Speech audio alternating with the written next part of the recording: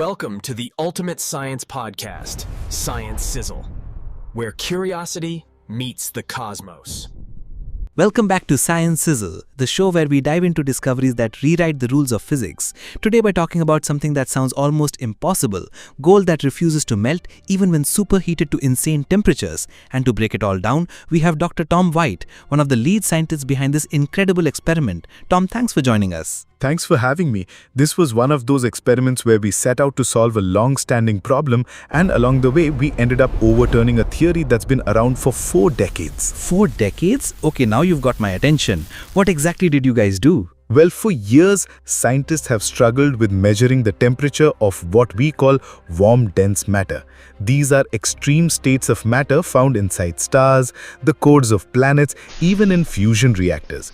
We've had good techniques for measuring pressure and density, but temperature, that's been a nightmare. Huge error bars, lots of guesswork. So we decided to change that. Alright, so you figured out a way to take the temperature of something that's hotter than the sun. How does that even work? Here's the trick. Instead of relying on complex models, we measured the actual speed of the atoms themselves. The faster they move, the hotter they are. To do this, we used a laser to heat an ultra-thin sheet of gold to extreme temperatures in just trillionths of a second. Then, we fired ultra-bright X-ray pulses through it. Those X-rays scattered off the vibrating atoms, and from that scattering pattern, we could directly measure their speed and calculate temperature. And what did you find? Something we didn't expect.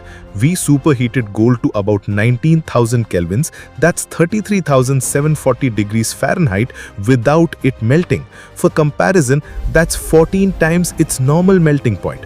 And according to theory, that shouldn't happen. It should have hit what's called the entropy catastrophe, a point where the material just collapses into chaos. But it didn't. So basically you proved that this so-called limit doesn't actually exist? Exactly, at least not in the way we thought. What we discovered is that if you heat a material incredibly fast, within trillionths of a second, it can stay solid way beyond what we believed possible.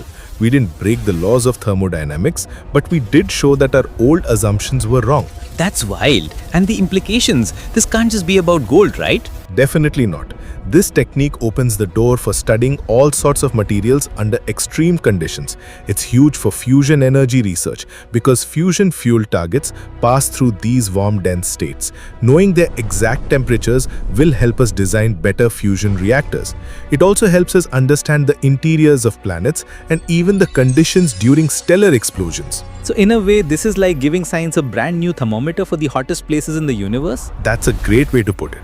For the first time, we have a direct, unambiguous method to measure these temperatures, from 1,000 kelvins to 500,000 kelvins. It's going to change how we study matter at extremes. And the best part, your very first experiment using this method ended up rewriting the rulebook. Yeah, if this was a first run, I can't wait to see what we uncover next. Tom, this has been absolutely fascinating. Thank you for joining us and giving us a peek into the future of high-energy science. My pleasure. Thanks for having me. And to our listeners, stay curious and we'll see you next time on Science Sizzle.